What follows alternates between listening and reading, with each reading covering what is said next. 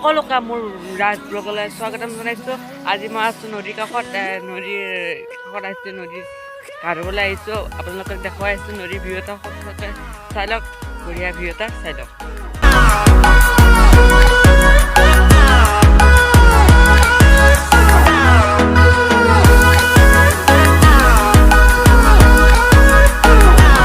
কেনেকুৱা পাইছে কমেণ্ট কৰি জনাবলৈ নাপাহৰিব। যদি ভাল লাগিছে এটা লাইক কৰিব। ধান দেখিলে পাইছে আপোনালোকে, এইগিলা ধান পকিব হৈছে আৰু ৰঙা হ'ব ধৰিছে আৰু পকিব আৰু গাইজ মই এতিয়া যাই আছোঁ এটা লগৰ তাত, পথাৰেদি যাব লাগিব। এনেকৈ যাই আছোঁ, নদীৰ ওচৰতে আছে।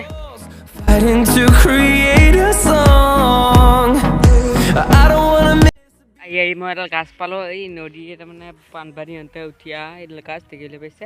এইডাল গাছত মই এতিয়া অলপ বহিম, বহুত ভাগৰ লাগিল না আহা, আৰু এয়া বহি লৈছোঁ, আপোনালোকে দেখিবলৈ পাইছে। আৰু এতিয়া ৰ'দ চ'দ নহয়, ৰ'দ এতিয়া কমকৈ দি আছে আৰু বহুত দিয়া নাই, হ'লেও এতিয়া বহুত ৰ'দ দিয়া নাই, ভাল লাগিছে বাৰু। কিন্তু আহিব হেৰি কৰি দিছে, আহিব আৰু ৰ'দ, সেইকাৰণে আহি আছোঁ। যদি ভিডিঅ'টো মোৰ ভাল লাগিছে লাইক কৰিব, কমেণ্ট কৰিব আৰু মোৰ চেনেলটো ছাবস্ক্ৰাইব কৰিবলৈ নাপাহৰিব। আৰু লগতে কমেণ্ট এটা কৰি দিব কেনেকুৱা হৈছে, যদি বেয়া হৈছে বেয়া বুলি কয়, যি বুলি কৰে আপোনালোকৰ কথা, কিন্তু কমেণ্ট এটা কৰিবলৈ নাপাহৰিব। ধন্যবাদ, জয় অসম, জয় হিন্দ।